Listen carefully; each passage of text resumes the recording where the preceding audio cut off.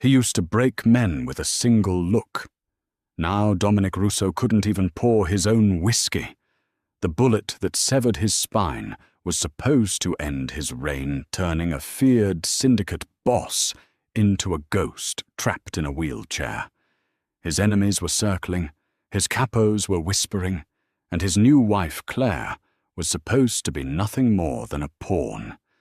But late one night, in the suffocating silence of his bedroom, he whispered a confession that shattered everything they knew about each other. The rubber tires of the wheelchair made a distinct synthetic hiss against the imported Italian marble. It was a quiet sound, insidious. To Claire, it had become the metronome of her new life. She sat in the leather wingback chair in the corner of the vast library, a book open on her lap, its pages unturned for the last 20 minutes. She was watching her husband. Dominic Russo was positioned by the floor-to-ceiling windows, staring out at the rain-slicked streets of the city he supposedly still owned. From the chest up, he was exactly the man her father had promised her to. Broad shoulders wrapped in a charcoal bespoke suit. A sharp, unforgiving jawline, shadowed by a dark scruff, he no longer bothered to have the barber meticulously trim. Hair the color of wet coal eyes, like chipped flint. He looked like violence. From the waist down, he was a monument to gravity. His legs, clad in trousers that had been expertly tailored to hide the gradual atrophy of the muscles, sat perfectly still on the footrests. They didn't twitch. They didn't shift to accommodate his weight. They were just there. Anchors keeping a drowning man tethered to the floor. It had been 6 months since the ambush outside a downtown steakhouse. 4 months since their wedding, a sterile, grim affair conducted in the private chapel of this very estate, with Dominic sitting rigidly in his chair at the altar, while Claire's father essentially handed over the deed to her life to settle a $2 million gambling debt. Claire had prepared herself to be the wife of a monster. She had braced for brutality, for coldness, for the terrifying reality of being married to the head of the Russo crime family. She hadn't braced for the silence. Dominic reached for a crystal decanter of bourbon resting on a side table. The table was just an inch too far. He leaned, his core muscles engaged, rigid and straining, but without the counterbalance of his lower body, the movement was precarious. His fingers brushed the heavy glass. Claire's instinct was to stand, to walk over, pour the drink, and place it in his hand. But she stayed frozen. She had learned early on that pity was the one thing Dominic Russo punished with absolute ruthlessness. To help him was to remind him that he needed help. He gritted his teeth. A vein pulsed thick at his temple. He shoved the wheel of his chair forward with a vicious, sudden jerk. The metal footrest slammed into the mahogany side table. The decanter rattled, tipping dangerously before settling back on its heavy base. Dominic grabbed the neck of the bottle, poured a suffocating amount of amber liquid into a glass, and slammed the decanter back down. He didn't look back at her. He didn't have to. Say it. His voice was a low, gravelly rasp. It sounded like stones grinding together. Claire closed her book. I didn't say anything. Your breathing changed, Dominic said, taking a slow sip of the bourbon. You hold your breath when you think I'm going to embarrass myself, Claire. You do it every time. I hold my breath because you have a temper, she replied evenly. Her voice didn't shake. That was her one point of pride in this house. She refused to tremble for him. And I prefer not to be in the crossfire when you decide to throw a $300 bottle of liquor at the wall. Dominic turned the chair. He did it with the fluid mechanical grace of a man who had spent hundreds of hours mastering the machinery he despised. The chrome rims caught the dim light of the library. He stared at her across the expanse of the Persian rug. I don't throw things, he said quietly. Not since Tuesday, Claire corrected. A heavy silence fell between them. It wasn't the comfortable quiet of newlyweds. It was a battlefield. Every word was a landmine, every glance a calculated risk. Dominic took another drink, his eyes scanning her face, looking for the cracks. He was always looking for the cracks. He expected her to break, to cry, to beg for her freedom. He expected her to look at him, the way his enemies did, like a wounded animal waiting to be put out of its misery. But Claire just looked back. She saw the dark circles under his eyes, the chronic exhaustion of a man whose body was constantly fighting nerve pain that medication couldn't entirely mask. She saw the way his left hand gripped the armrest knuckles, white, grounding himself. "The physical therapist is coming at 4, Claire said, shifting the subject. She stood up, smoothing the skirt of her dark dress. "Cancel him." "Dominic, I said cancel him, Claire. I have a sit-down with Carmine and the crew in an hour. I don't have the time to let a 25-year-old kid in a polo shirt stretch my dead legs like a puppet." The bitterness in his voice was raw, unfiltered. "The doctor said if you stop the therapy, the contractures will get worse. You'll lose the flexibility you have left." "Flexibility for what?" Dominic snapped his voice, echoing off the vaulted ceiling. He slammed the heavy crystal glass onto the table, the bourbon sloshing over the rim. "So I can do a high kick, so I can run a marathon." "The cord is severed, Claire. It's gone. Moving my legs around so they look pretty in a suit isn't going to change the fact that I'm glued to this metal frame for the rest of my miserable life." Claire walked toward him. She didn't hurry and she didn't hesitate. She stopped 3 feet from his chair, close enough to smell the bourbon and the faint, sterile scent of antiseptic that always seemed to cling to him now. "You will do the therapy," she said, her voice dropping to a register that matched his in sheer, stubborn gravity. "Because Carmine is coming in an hour, and if you let your muscles tighten up, your legs will spasm during the meeting. And if they spasm, you'll look weak. You don't want to look weak in front of Carmine." Dominic's jaw tightened. He glared at her, a flare of genuine, dangerous anger lighting up the deadened flint of his eyes. He hated that she was right. He hated that she understood the politics of his world well enough to use them against him. But mostly, he hated that she saw the mechanical failures of his body so clearly. 4 o'clock, he muttered, turning his chair back to the window. "Tell him to use the side entrance." Claire nodded, though he couldn't see it. "I'll have Maria prepare the coffee for the meeting." She turned and walked toward the heavy oak doors. Just as her hand touched the brass handle, his voice drifted across the room, quieter this time, stripped of the venom. "I didn't ask for you to be locked in this cage with me, Claire." She paused her back to him. She closed her eyes for a brief second, gathering herself. "I know," she said. And then she walked out, leaving him alone in the dark. The dining room had been converted into a boardroom. The grand mahogany table, which could comfortably seat 20, was stripped of its silk runners and floral centerpieces. Instead, it was cluttered with ledgers, blueprints, and the heavy tension of ambitious men. Dominic sat at the head of the table. His wheelchair was pulled in tight, the armrests neatly aligned with the edge of the wood. From the chest up, he was the undisputed boss. His posture was rigid, his gaze cutting through the cigar smoke that hung thick in the air. Claire stood near the sideboard, a silent shadow pouring espresso into demitasse cups. She was the only woman in the room ignored by the 5 men at the table, which was exactly how she wanted it. It allowed her to watch. Carmine the underboss sat to Dominic's immediate right. Carmine was a man built like a fire hydrant with a thick neck and eyes that constantly darted around the room, assessing, calculating. He had been Dominic's father's most trusted lieutenant, and now he was supposed to be Dominic's.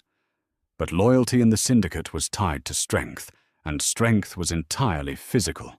The union rep is pushing back on the South Boston development. Carmine said, tapping a thick, gold-ringed finger against a ledger. Says the envelope is too light this month. He's threatening a strike on Monday. Then you remind him why he accepts the envelope in the first place, Dominic said smoothly. His voice was a weapon calibrated perfectly. Cold, reasonable, terrifying. Tell him a strike means his crew doesn't get paid. And if his crew doesn't get paid, they'll start looking for new leadership. Someone more cooperative. I told him that. Carmine sighed, leaning back in his chair. He took a slow drag of his cigar. But he's getting bold, Dom. People hear things. They think things are shifting. The temperature in the room plummeted. The other three capos at the table, Vitiello Russo's cousin, Paulie, and a silent enforcer named Trent, suddenly found their coffee cups incredibly interesting. No one looked at Dominic. Claire stopped pouring. The silver pot hovered over a cup. What things exactly are people hearing, Carmine? Dominic asked. The gravel in his voice was gone, replaced by a terrifying softness. Carmine shrugged, feigning a casualness that rang entirely hollow. You know how it is? You ain't been seen down at the clubs in months. You ain't been to the docks. When the boss manages the family from his living room, people start to wonder if he's still got the stomach for the street. Carmine's eyes drifted downward briefly before flicking back to Dominic's face. It was a micro-expression, lasting no more than a second, but it was deafening. He had looked at the chair. Dominic's hands rested flat on the table. Claire saw his knuckles whiten.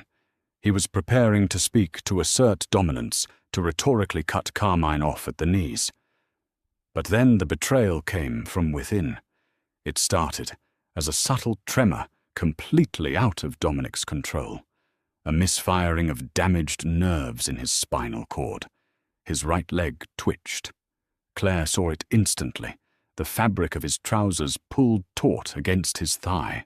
Dominic's jaw locked.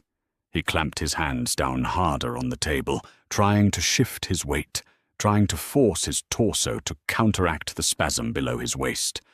But the tremor escalated into a violent, rigid kick.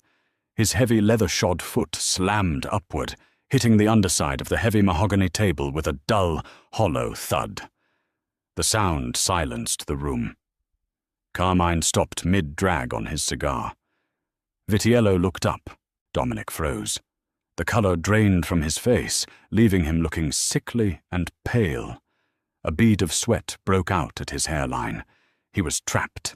He couldn't feel the leg, couldn't stop it, couldn't apologize for it. It was a glaring neon sign of his absolute lack of control over his own vessel. The silence stretched thick and humiliating. Carmine's eyes narrowed, the pity mixing with a sudden, predatory glint. The underboss opened his mouth to speak, to offer some condescending platitude about Dominic needing rest. Claire moved. She didn't think. She just reacted. She stepped forward, deliberately catching the toe of her heel on the edge of the thick Persian rug. With a sharp gasp, she stumbled, throwing her weight forward. The silver tray in her hands tilted. 3 porcelain cups of scalding espresso, a cream pitcher, and a bowl of sugar cubes launched into the air. They crashed onto the center of the table in a spectacular cacophony of shattering china and splashing black liquid. "Jesus Christ!" Carmine shouted, jumping out of his chair as the hot coffee splashed across his ledger and dotted his silk tie. The other men scrambled back, brushing at their suits. "I am so sorry." Claire gasped, her hands flying to her mouth in a perfect portrait of mortified panic. She grabbed a linen napkin and started frantically dabbing at the table, deliberately leaning directly in front of Dominic, entirely shielding his lower half from the view of the men.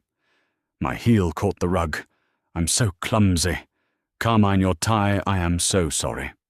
"Forget the tie, just get some towels," Carmine grumbled, looking annoyed, but successfully distracted. Under the cover of the chaos shielded by Claire's body, Dominic reached down.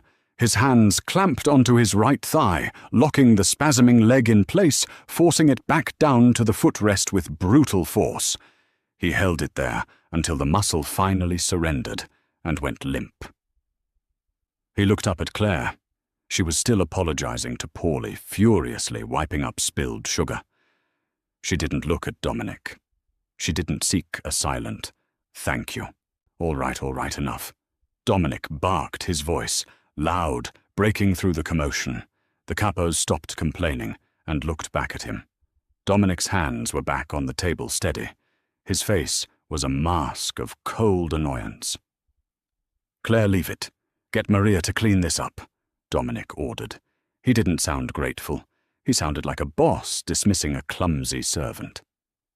"Yes, Dominic," she murmured, bowing her head submissively before backing away and leaving the room. As the heavy dining room doors clicked shut behind her, Claire leaned back against the cool hallway wall and let out a shaky breath. Her heart was hammering against her ribs. She had saved his pride, but she knew Dominic Russo well enough by now to know one undeniable truth. He was going to make her pay for witnessing his weakness. Midnight in the Russo estate was a heavy, suffocating thing. The guards patrolled the perimeter, leaving the interior of the house feeling like a hermetically sealed vault. Claire sat at the mahogany vanity in her silk nightgown, pulling a brush through her hair. The bedroom they shared was massive, an expanse of dark wood, heavy velvet drapes, and a king-sized bed that felt more like a raft lost at sea. Dominic was already in bed. The night nurse, a discreet man named Thomas, had finished the evening routine. An hour ago, the transfer from the chair, the catheter care, the positioning of pillows to prevent pressure sores. Things a wife would normally do things, Dominic vehemently forbade Claire from ever witnessing or assisting with. He was propped up against the headboard, a file folder resting on his chest, but his eyes were fixed entirely on Claire's reflection in the vanity mirror. He was angry. He had been radiating a quiet, toxic hostility since the meeting ended.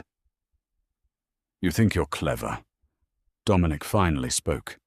His voice cut through the quiet room like a serrated knife. Claire didn't stop brushing her hair. "I don't know what you mean. The rug. The tray." He sneered. He tossed the file onto the mattress. "You think you played Carmine? You think you played all of them? What you expect a Medal A thank you card?" Claire set the brush down with a quiet click. She turned around on the padded stool to face him. "I expect you to stop looking for a fight where there isn't one. I tripped." "Bullshit." Dominic's hands fisted in the heavy duvet. His chest heaved.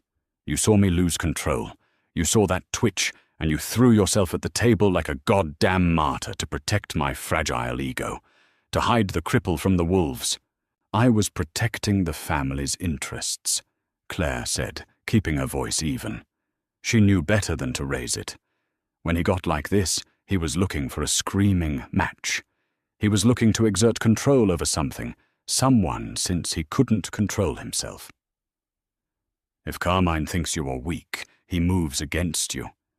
If he moves against you, there's a war. I live in this house too, Dominic. I'd prefer it not be shot up." "Oh, you're a strategist now."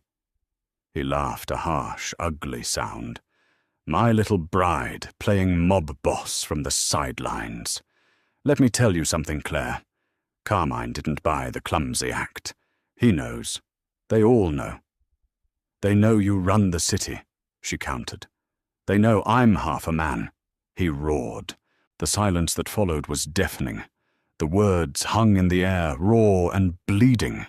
It was the first time he had said it out loud. The first time he had vocalized the rot that was eating him alive from the inside out. Dominic's head fell back against the headboard. The fight seemed to instantly drain out of him, leaving behind something far more terrifying, absolute defeat. He closed his eyes. The shadows in the room made the hollows of his cheeks look like skulls. "You should leave," he whispered. Claire froze. What? I'll have my lawyers draft the papers tomorrow. An annulment. Divorce. Whatever you want. He didn't open his eyes. He sounded exhausted. I'll give you $500,000. A house in upstate New York. A new name if you want it. Your father's debt is clear. You don't owe me anything anymore. Claire stood up. The silk of her nightgown whispered against her legs as she walked toward the bed. I am your wife. You're a hostage, Dominic corrected bitterly. He finally opened his eyes, looking at her as she stopped at the edge of the mattress. Look at me, Claire. Really look at me. I'm 32 years old and my life is over. I can't walk. I can't protect myself. I have a stranger empty a plastic bag attached to my leg twice a day, so I don't poison my own kidneys. He swallowed hard, his throat working. He looked away, his jaw tightening. You're 24. You're beautiful. You're supposed to have a life. Children. A husband who can actually be a husband. I don't want a house in upstate New York, Claire said quietly. Dominic's head snapped back to her, a flash of irritation breaking through the misery. Are you deaf? I'm telling you I'm letting you go. I'm giving you an out from this corpse. You aren't a corpse. I am paralyzed from the waist down. Claire! He shouted, throwing the duvet off. He gestured violently to his own legs, resting motionless against the white sheets. They're dead. I can't feel them. I can't move them. I can't do a damn thing with them. I can't even stand up to look my own wife in the eye. His breathing was ragged, his chest rising and falling heavily. The vulnerability in his eyes was blinding. The feared Mafia boss, the ruthless predator of the North End, was begging her to understand his humiliation. I'm a ghost, he whispered, the anger breaking into a quiet, devastating ache. I can't offer you a real marriage. I can't give you what you need. He choked on the words, pride fighting a losing battle against the crushing reality of his anatomy. He looked at her, his dark eyes filled with a toxic mixture of self-loathing and a desperate, suffocating longing. He leaned his head back, staring at the ceiling, refusing to let a tear fall. He gripped the sheets until his knuckles ached. I'm still a man, Claire. He whispered into the dark, the words sounding more like an apology than a declaration. But barely. Claire didn't move for a long second. She looked at the man in the bed. She looked at the heavy, motionless legs. She looked at the broad, powerful chest, the scarred hands, the sharp, intelligent eyes that were currently trying to hide from her. She felt a sudden, fierce rush of heat in her chest. It wasn't pity. Pity was a weak, useless emotion. It was something far more dangerous. It was a fierce, possessive anger. Not at him, but for him. She climbed onto the bed. Dominic stiffened as the mattress shifted. What are you doing? I told you to pack your bags. Claire ignored him. She crawled over the heavy duvet, moving until she was kneeling right beside him. She reached out and grabbed his jaw. She didn't do it gently. Her fingers pressed firmly into his skin, forcing his face turned toward hers. His eyes widened in shock. No one touched Dominic Russo like that. Not before the bullet, and certainly not after. Listen to me very carefully, Dominic, she said, her voice dropping to a low, intense whisper. Her face was inches from his. She could feel his erratic breath against her skin. I didn't marry a pair of legs. I married the man who built an empire before he was 30. I married a man whose brain is sharper than anyone sitting at that dining room table. I married a man. Dominic stared at her, his breath hitching. He tried to pull his face away, defensive against hope. Claire, you don't understand. No, you don't understand. She interrupted, her grip on his jaw, tightening just a fraction, keeping him anchored to her eyes. Carmine wants your chair. He can try to take it. But he'll have to go through me first. You think you're broken because you can't walk, fine. I'll be your legs. You think you can't protect me, fine. I'll protect you. Dominic's pulse was hammering against her thumb. The sheer proximity of her, the smell of her skin, the absolute lack of fear in her eyes was short-circuiting his brain. "Why?" he choked out. "Why would you stay?" Claire didn't answer with words. She shifted her weight, moving closer, essentially straddling his motionless hips. Dominic sucked in a sharp breath, his hands instinctively coming up to grab her waist, his powerful upper body acting on pure reflex.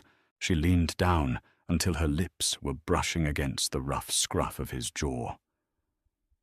"Because pity is for the weak," she whispered against his skin, her breath sending a shiver down his spine. "And you, Dominic Russo, are the most dangerous man I've ever met." She turned her head and captured his lips. Claire and Dominic shared an intense emotional kiss that released 4 months of bottled-up tension. At first, Dominic froze, overwhelmed by the moment, but he quickly responded with equal desperation. Their kiss became a powerful expression of their fear, frustration, longing, and the undeniable realization that they were both still alive and deeply connected. When they finally broke apart, both of them were gasping for air. Dominic stared up at her, his chest heaving, his dark eyes wide, and completely blown out with shock and a sudden terrifying glimmer of hope. Claire looked down at him, her lips swollen, her eyes burning with a fierce, unyielding loyalty. "You are my husband." She breathed, her hands resting flat against his chest, feeling the powerful, steady thud of his heart. "And you are going to rule this city. From that chair or this bed. Do you understand me?" Dominic looked at the woman sitting on top of him. The pawn had just flipped the entire board. A slow, genuine smile, the first one she had ever seen, broke through the dark shadows of his face. It was a predator's smile. "I understand," he murmured, his hands sliding up to cup her face, pulling her back down into the dark. Morning sunlight sliced through the heavy velvet drapes of the library, illuminating the dust motes, dancing in the sterile air. The room smelled of old paper leather and the sharp medicinal tang of rubbing alcohol. Dominic was on the mat. His physical therapist, a broad-shouldered kid named Brian, had his hands firmly planted on Dominic's right calf and heel. Brian pushed, forcing the dead limb upward toward Dominic's chest to stretch the hip flexor. Dominic's jaw was locked so tight the muscles leapt beneath his skin. He was propped up on his elbows, sweat soaking through the thin cotton of his grey t-shirt. It was a humiliating posture. It was an excruciating process. Every stretch pulled at nerves that misfired, sending phantom electric shocks up his spine. Normally, this was the part where Dominic threw a towel at the wall, cursed Brian out of the room, and demanded his bourbon. Today, he just closed his eyes and breathed through his teeth. "Hold it," Brian muttered, bearing down on the leg. 10 seconds, boss. You're tighter than usual." Dominic didn't answer. He focused on the ceiling molding. He focused on the fact that he needed his body pliable. He needed to be able to sit in his chair for 8 hours without his hamstrings cramping into a violent spasm. He needed to function. Across the room, behind the massive oak desk that Dominic's father had imported from Sicily, sat Claire. She wore a simple tailored navy blouse. Her hair was pulled back into a severe clip. The mahogany surface in front of her was buried under the leather-bound ledgers Carmine had brought the day before. She wasn't reading a novel anymore. She was reading the lifeblood of the Russo Syndicate. 2 more seconds, Brian said, easing the leg back down to the mat with a heavy thud. "All right, let's do the left. Then we work on the transfer board." Dominic grunted an acknowledgement.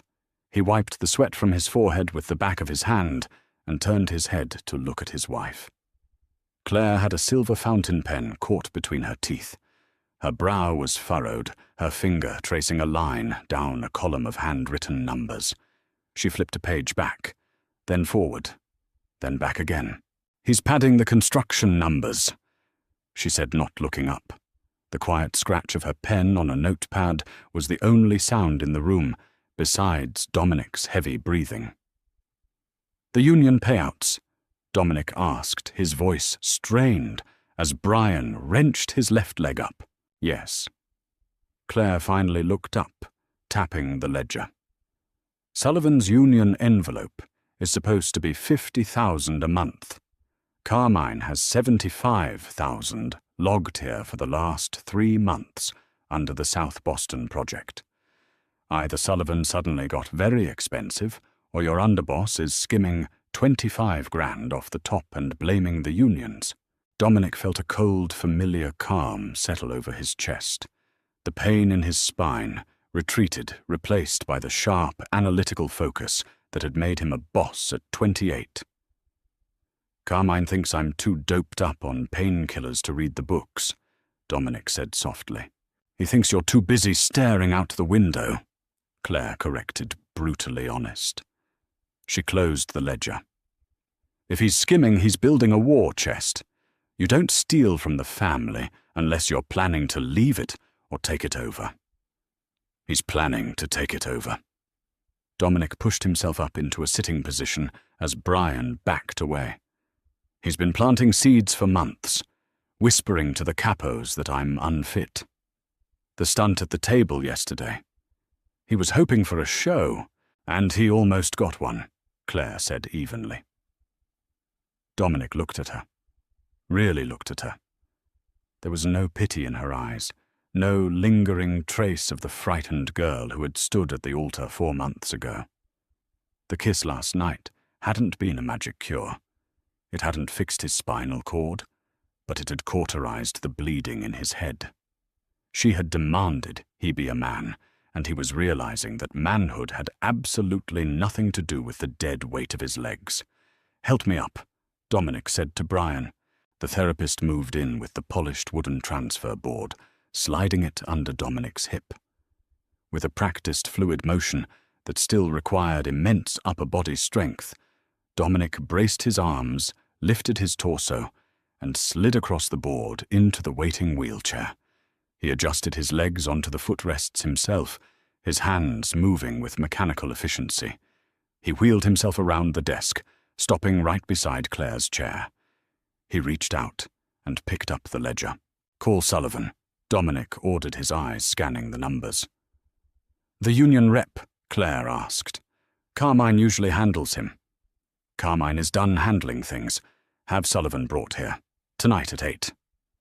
Dominic tossed the ledger back onto the desk. "He likes his whiskey neat and he's afraid of dogs. Have Thomas bring the cane Corso up from the kennels and put him in the hall." Claire's lips twitched into a microscopic smirk. "Intimidation tactics. Psychological warfare," Dominic corrected, leaning back in his chair. "I can't stand up and break his jaw anymore, Claire, so I have to break his mind before he even walks into the room. Let's see how brave Mr. Sullivan is when he's forced to look the ghost in the eye." Frank Sullivan was a man who sweated when he lied. Right now, sitting in the center of the Rousseau Library, he was sweating through his cheap tweed suit. It was 8:15 p.m. The library was deliberately underlit, the only illumination coming from a pair of heavy brass lamps that cast long, ominous shadows against the walls. Dominic didn't sit behind his desk. He sat in the dead center of the room in his wheelchair, completely exposed. There was no desk to hide his legs. There was no blanket covering his lap. He wore a sharply tailored black suit, the creases in his trousers perfect. He sat perfectly still, his hands steepled under his chin, his dark eyes fixed entirely on the union rep. He looked exactly like a king on a chrome throne. Claire stood in the shadows near the bar cart. She poured a glass of cheap bourbon, not the good crystal decanter, and walked it over to Sullivan. She didn't say a word. She just handed it to him and stepped back, folding her arms, her presence a silent, chilling endorsement of her husband's authority. Outside the heavy oak doors, the low, guttural growl of a 140-pound guard dog rumbled through the floorboards. Sullivan flinched, gripping the glass tight. "Frank!" Dominic's voice was a low, resonant hum. It filled the large room effortlessly. "You look nervous." "No, Mr. Russo, just tired. Long day at the docks." Sullivan stammered, taking a hasty gulp of the bourbon. He coughed, unaccustomed to the harsh burn. "I was surprised to get the call. Usually Carmine comes down to the site." "Carmine is an employee," Dominic said slowly, letting the word hang in the air like a noose. "I am the employer, and recently I've been reviewing our payroll." Sullivan swallowed hard. His eyes darted to Dominic's motionless legs, then quickly snapped back up to his face, terrified of being caught looking. "You threatened a strike yesterday," Dominic continued. He didn't raise his voice. He didn't need to. The quietness made it infinitely more dangerous. "You told Carmine the envelope was too light, that your men were restless." "Well, inflation, you know how it is, Mr. Russo. The cost of living." Dominic interrupted his tone, flattening into absolute ice.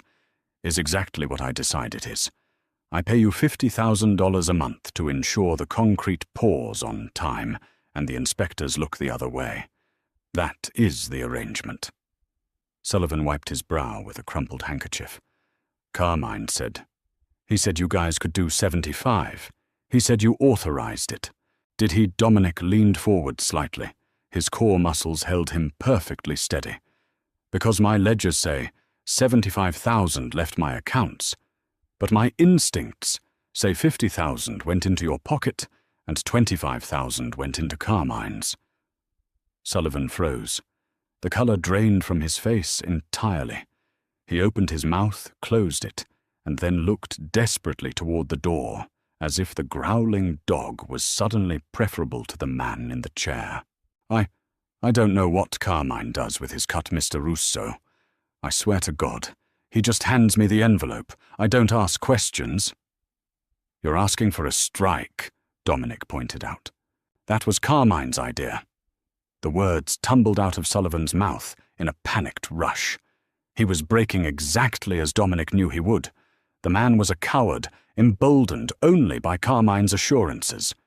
"He told me to push back. He told me to make a stink about the money so he could go to the capos and say things were falling apart on the street. He said you were—" Sullivan choked on the words, his eyes terrified. "Paralyzed." Dominic finished for him. The word didn't carry the sting it had yesterday. It was just a fact now, a strategic data point. "Week done." Sullivan nodded miserably, looking down at his scuffed shoes. Dominic sat back in his chair. He looked at Claire. She gave him a slow, infinitesimal nod. The trap had snapped shut. They had the confession. They had the proof of a coup. "Here is what is going to happen. Frank," Dominic said, his voice dropping to a register that made the hair on Sullivan's arms stand up. "You are going to call off the strike. Tomorrow morning, your men are going to pour concrete faster than they ever have in their miserable lives. You will accept the 50,000. And if you ever speak to Carmine without my explicit permission again, I won't send a dog to the docks. I'll send Trent." Trent was the enforcer, the man who didn't leave witnesses. Sullivan physically shuddered at the name. "Yes, Mr. Russo, absolutely. Understood." Sullivan set the half-empty glass on a side table, his hands shaking violently. "Get out!" Sullivan didn't need to be told twice. He practically scrambled for the door, slipping out into the hallway, leaving the heavy scent of fear behind him. The library fell silent again. Dominic stared at the closed door for a long moment. He could feel the familiar burn of nerve pain creeping up his lower back, the physical toll of sitting rigid and projecting absolute dominance for 20 minutes. But beneath the pain there was a profound, vibrating surge of adrenaline. He turned his chair toward Claire. She was already walking toward him, holding a fresh glass of bourbon, from the crystal decanter this time. She handed it to him. He'll run straight to Carmine to warn him. Claire said, her eyes calculating. I know. Dominic took the glass, his fingers brushing against hers. Let him. I want Carmine to know I see him. Let him panic. Men make mistakes when they panic. Claire stepped closer, resting her hand on the armrest of his wheelchair. It was a casual gesture, but in their world, it was an unbreakable seal of partnership. You handled him perfectly, she said softly. Dominic looked up at her, the dark flint of his eyes catching the lamplight. He didn't feel like a ghost anymore. He felt like the boss of the North End. We handled him, Dominic corrected, taking a sip of the burning liquid. Now we prepare for a war. The warning didn't come in the form of a scream or a siren. It came as a profound, unnatural silence. At 2:14 a.m., the heavy rain lashing against the bedroom windows masked most of the ambient noise from the estate grounds. But Dominic Russo didn't listen to the rain. He listened to the rhythm of his house, and the rhythm was broken. The Can Corso patrolling the lower hall had been letting out low, intermittent barks at the thunder for the last hour. Suddenly the barking stopped. It didn't taper off into a whine. It was cut short, severed. Dominic's eyes snapped open in the pitch black. He didn't bolt upright. He couldn't. Instead, he reached a heavy, scarred hand out and clamped it over Claire's mouth. She woke instantly, her body jerking in panic against the mattress. Shh! Dominic breathed his voice a ghost of a whisper in her ear. He removed his hand. Don't scream. Don't turn on the light. Claire's breath hitched, but she obeyed. The street smarts she'd inherited from her father, a man who lived his whole life expecting a knife in the dark, overrode her terror. What is it? She whispered back. Carmine didn't wait, Dominic said flatly. The cold analytical part of his brain was already mapping out the house, calculating response times. He panicked. He sent a crew. He threw the heavy duvet off his chest. The familiar, sickening reality of his paralysis hit him harder than usual. Before the bullet, he would have been out of bed in a fraction of a second, clearing the doorway, taking the fight to the hall. Now he was anchored to a king-sized mattress, a stationary target. Under my nightstand. Dominic ordered his hands, finding the edge of the mattress, bracing his upper body. There's a panel. Pull it down. Claire rolled over him, her bare knees digging into the sheets. She scrambled to his side of the bed, dropping to the floor. She fumbled in the dark, her fingers finding the smooth wood, then the hidden latch. It clicked. A heavy metal object dropped into her palm. She stood up, holding a suppressed Glock 19. It felt impossibly heavy. Give it to me, Dominic said. She placed the grip into his outstretched hand, his fingers wrapped around it with lethal familiarity. He checked the chamber entirely by touch. A floorboard creaked in the hallway, just outside their door. Get to the floor, Dominic commanded. Behind the bed. Do not stand up. Claire dropped flat against the carpet, just as the heavy oak bedroom doors splintered inward. The wood cracked with the force of a battering ram. Two men spilled into the room, their silhouettes backlit by the dim emergency lights in the hall. They had suppressed submachine guns, raised, sweeping the room. They expected to find a sleeping cripple. They expected an execution. They didn't expect Dominic Russo to be awake, propped up on his left elbow, the Glock leveled perfectly in the dark. Dominic fired twice. The suppressor coughed two dull, sharp thwips that barely registered over the storm outside. The first man folded instantly, a bullet catching him square in the throat. He hit the floor with a wet, heavy thud, his weapon clattering across the hardwood. The second man panicked blindly, squeezing the trigger of his weapon. A spray of suppressed gunfire chewed through the drywall and shattered the vanity mirror. Glass rained down in the dark. Dominic didn't flinch. He tracked the muzzle flash and fired again. The man grunted, spinning backward into the doorframe before collapsing into the hall. Silence descended again, thick and ringing. "Claire!" Dominic barked. "I'm here," she gasped from the floor. "I'm okay. They'll send more. The primary team just failed. The secondary will push the room." Dominic's voice was tight with exertion. He looked at the heavy reinforced door of the master bathroom across the suite. It was 10 feet away. A 3-second sprint for a healthy man. An ocean for him. His wheelchair was parked near the vanity, completely exposed to the doorway. It was useless. "We need the bathroom. It's lined with Kevlar plating," Dominic said. He holstered the gun into the waistband of his sweatpants.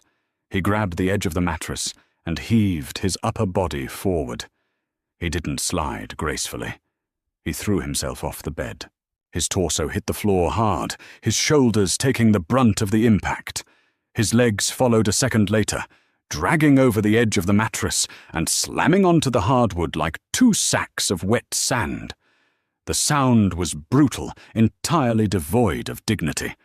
Claire scrambled out from behind the bed. She didn't gasp. She didn't ask if he was hurt. There was no time for the luxury of pity. She grabbed him by the back of his shirt, digging her hands under his armpits. "I've got you," she gritted out. "Pull!" Dominic ordered, digging his elbows into the floor, using his massive upper body strength to drag himself backward toward the bathroom, while Claire pulled with everything she had. Her bare feet slipped on the wood. Her muscles burned. He was 200 pounds of dead weight from the waist down. They moved in agonizing inches, a desperate, frantic scramble across the floorboards. Another set of heavy footsteps pounded up the main staircase. "Faster," Dominic hissed. They breached the bathroom threshold just as a third shadow appeared in the bedroom doorway. Dominic twisted his torso, drawing the Glock in one fluid motion, and fired blindly toward the movement. Claire slammed the heavy reinforced door shut and threw the steel deadbolt. A second later, a hail of bullets slammed into the outside of the door, the Kevlar core absorbing the impacts with dull, heavy thuds. Inside the pitch-black bathroom, Claire collapsed against the door, sliding down until she hit the cold tile floor. Her chest heaved, pulling in frantic, ragged breaths. Beside her in the dark, Dominic lay on his back. His gun was still aimed at the door, his breathing steady, controlled. They were trapped, but they were alive. For 20 agonizing minutes, the estate was a war zone. Through the thick reinforced door, they heard the muffled chaos of a hostile takeover, crashing headfirst into the Russo family's loyalist guards. Shouts, the chatter of automatic fire, the heavy concussive boom of a shotgun. Dominic hadn't moved from the floor. He sat propped against the edge of the marble-soaking tub, his legs sprawled awkwardly in front of him. He held the Glock perfectly steady, his eyes locked on the steel deadbolt. Claire sat beside him, her knees pulled to her chest. She was shaking a fine, uncontrollable tremor, born of receding adrenaline. Then the gunfire stopped. The silence that followed was worse than the noise. It was a coin toss. Either Carmine's men were taking the house, or Trent and the Loyalists had held the line. Footsteps approached the master suite. Slow, methodical. Dominic's thumb clicked the safety off his weapon. The metallic snap echoed sharply in the cavernous bathroom. A heavy fist pounded on the door. 2 knocks. Pause. 1 knock. It was the syndicate code. "Boss!" A rough, gravelly voice called out through the wood. It was Trent. "House is clear. We have casualties, but the perimeter is secured. The rats are dead." Dominic let out a long, slow breath. He lowered the gun, resting it on the tiles. "Wait in the hall, Trent. Secure the floor." "Yes, sir." The immediate threat was gone. The adrenaline began to bleed out of the room, leaving behind the cold, harsh reality of the aftermath. The bathroom was freezing. The marble tiles bit into Claire's bare legs. She finally turned to look at her husband. The emergency lights kicked on, bathing the bathroom in a low amber glow. Dominic looked exhausted.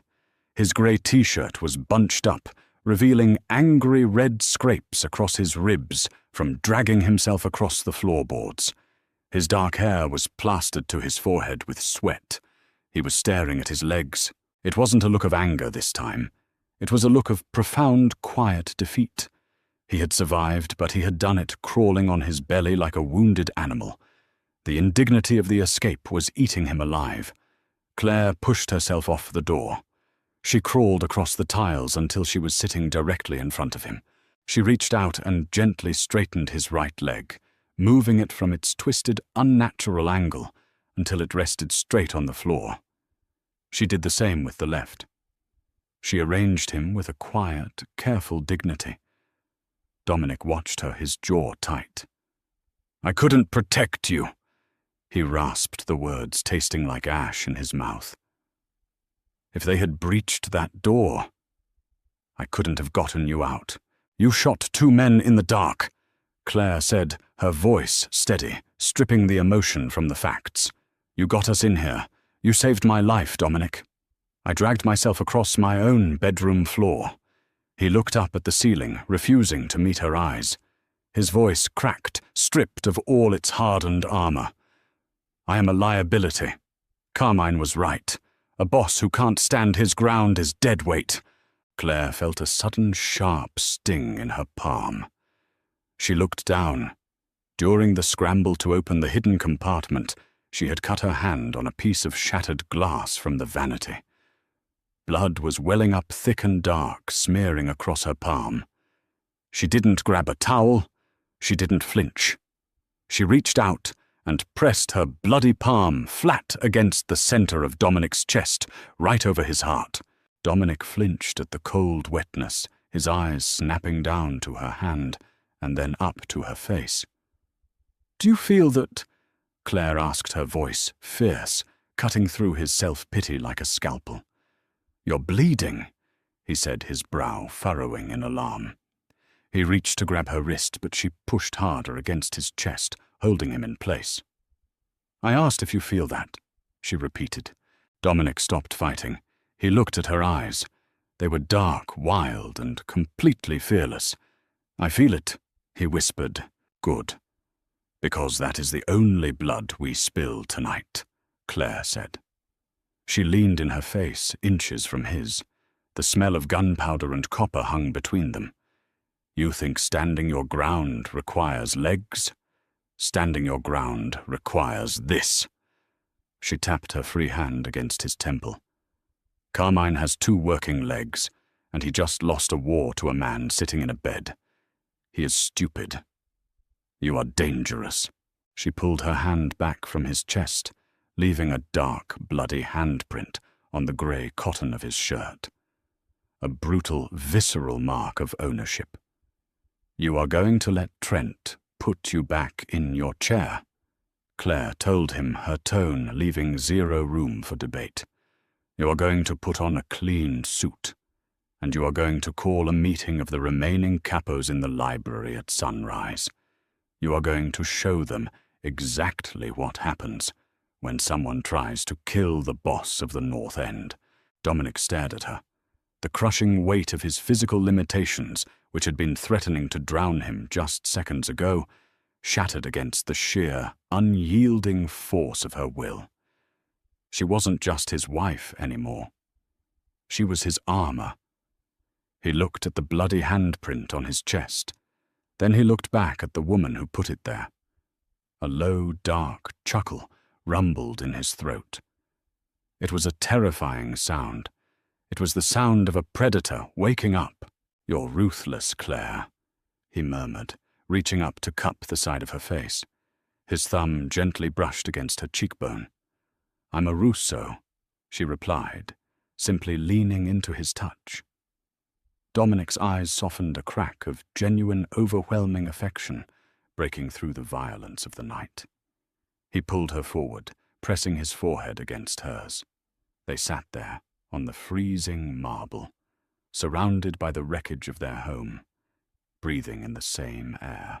"Go tell Trent to bring the transfer board," Dominic whispered against her skin.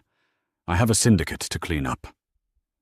Dawn broke over the city in bruised shades of purple and grey. Inside the Russo estate, the smell of cordite and bleach hung heavy in the air, a chemical testament to the violence that had just washed through the halls. The library was immaculate. The broken glass had been swept away, the blood scrubbed from the marble foyer outside. Dominic sat behind the massive oak desk. He wore a crisp white shirt, a black silk tie, and a charcoal suit jacket. The tailoring was flawless. He looked like a man who had slept 8 hours, not a man who had dragged himself across a floorboard to survive an execution. His hands were folded neatly on the pristine desk blotter. To his left, standing exactly 1 step behind his chair, was Claire. She wore a dark, high-necked dress. The cut on her palm was bandaged with white gauze, stark against the dark fabric of her skirt. Standing in front of the desk were Vitiello and Paulie. They looked hollowed out. Their eyes kept darting to the closed double doors behind them, then back to the man in the wheelchair. They knew the perimeter had been breached. They knew blood had been spilled.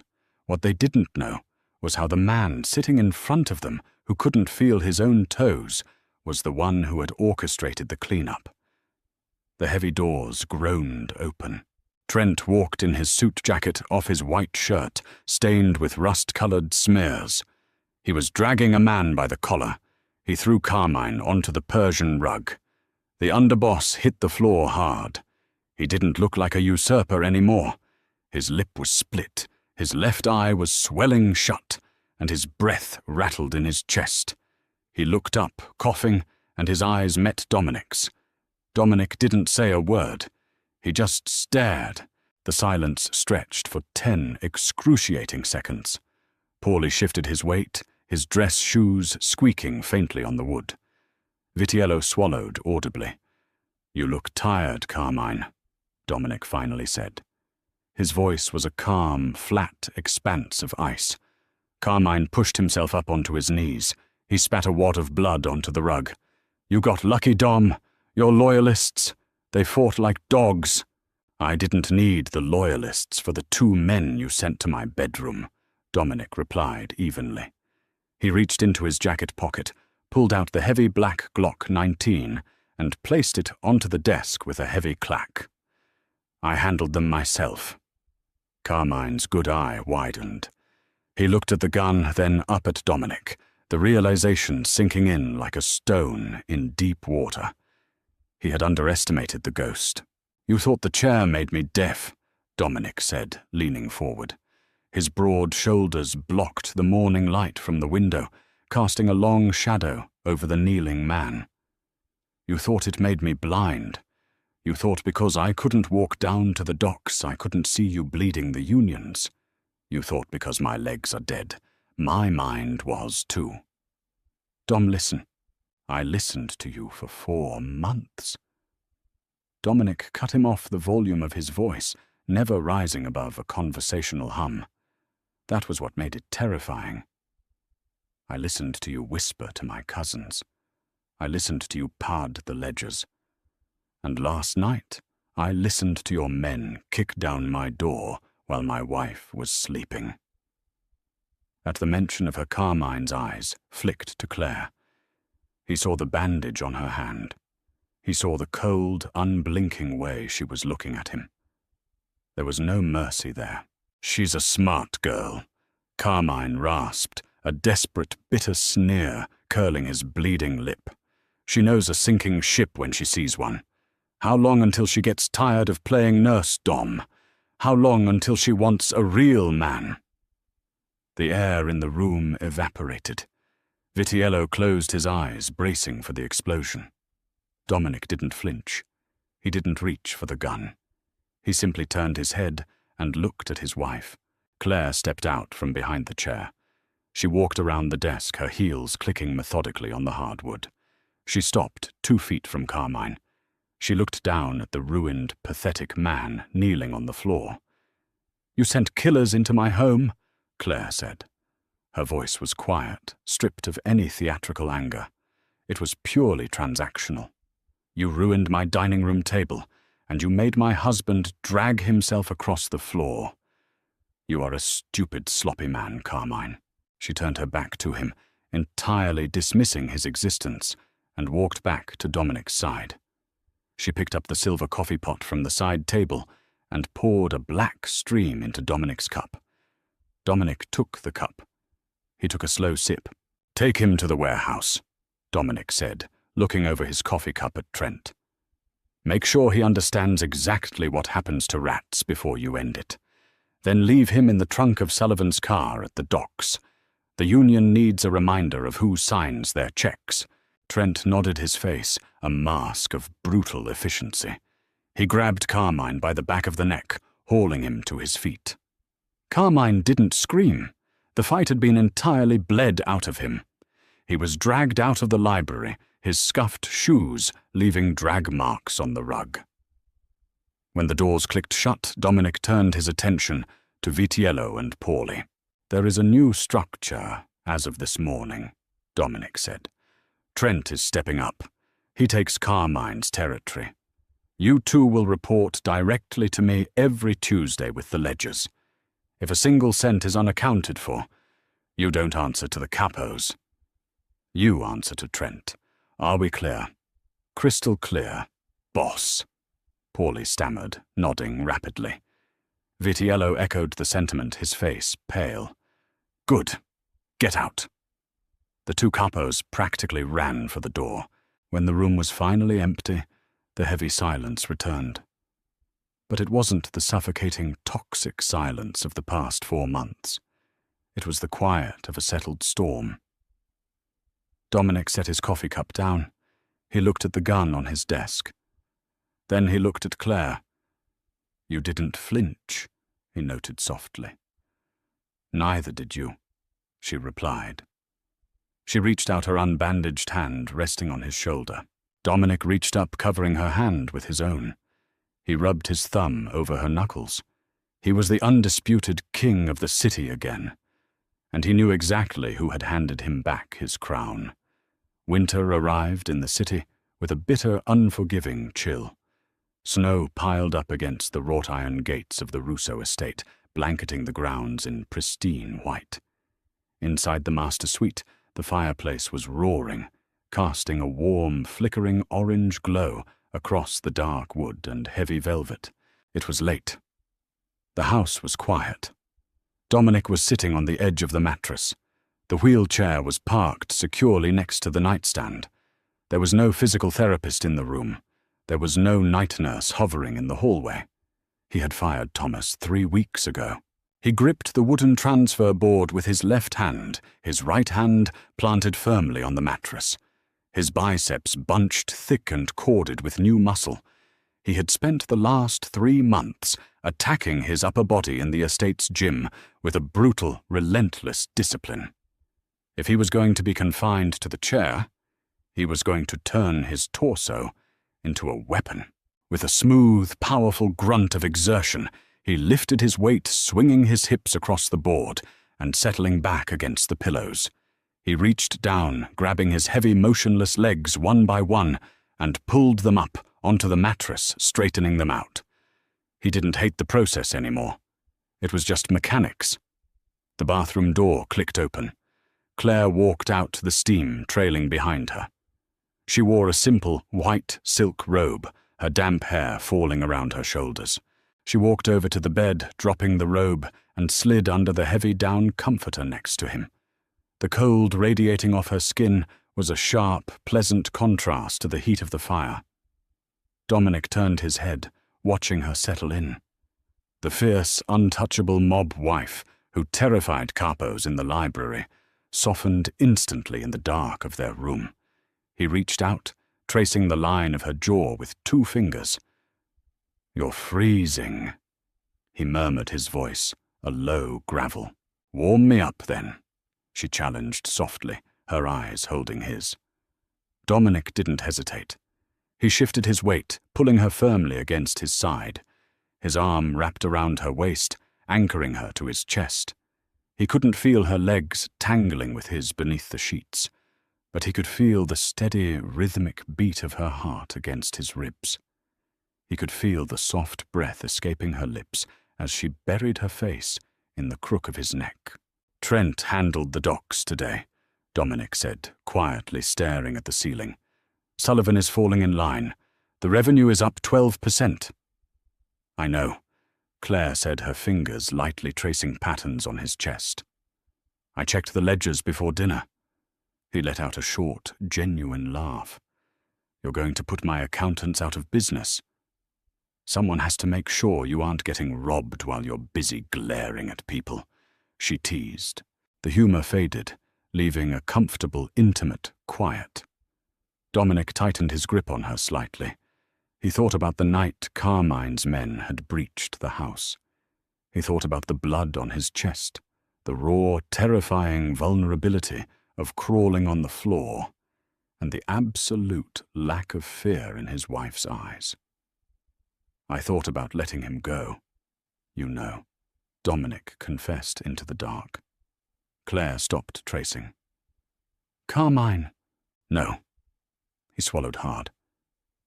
"Before all this. That night in this bed. When I told you I'd draw up the divorce papers. I thought about just surrendering. Letting Carmine take the streets, taking a settlement, and fading away into a clinic somewhere. It would have been easier." Claire tilted her head up, resting her chin on his chest so she could look him in the eye. "Why didn't you?" Dominic looked down at her. He saw the firelight reflecting in her eyes. He saw the woman who had deliberately tripped over a rug to save his pride. The woman who had pressed her bleeding hand to his heart and demanded he act like a king. "Because you wouldn't let me," he whispered, bringing his hand up to cup the back of her neck. His fingers tangled in her damp hair. "You looked at a ghost and told him to haunt the city." "I looked at a man," Claire corrected fiercely. "I never saw a ghost." Dominic's chest tightened. The residual shame, the lingering anger at his own broken spine, it didn't disappear entirely. It probably never would. But in the dark, with her weight anchored against him, it didn't matter. He didn't need legs to protect her. He didn't need legs to rule. He leaned down, capturing her lips in a slow, deep kiss. It was possessive, heavily laden with gratitude and a dark, burning devotion. Claire kissed him back with equal fervor, her hands sliding up into his hair, pulling him closer. When he finally pulled back to breathe, resting his forehead against hers, he felt entirely whole. "I'm still a man, Claire." He murmured the words no longer a desperate plea, but an undeniable fact. "I know," she whispered against his lips, her grip on him tightening. "You're exactly the man I need." When the world tries to break you down to your physical limitations, true power is found in the mind, the will, and the unyielding loyalty of the person standing beside you. Dominic Russo lost his legs, but through Claire's absolute refusal to let him surrender, he found his empire. Their story proves that strength isn't about how you stand, but how you fight when you are forced to the floor. If this gritty, deeply human tale of survival and dark romance kept you hooked, don't leave just yet. Hit that like button.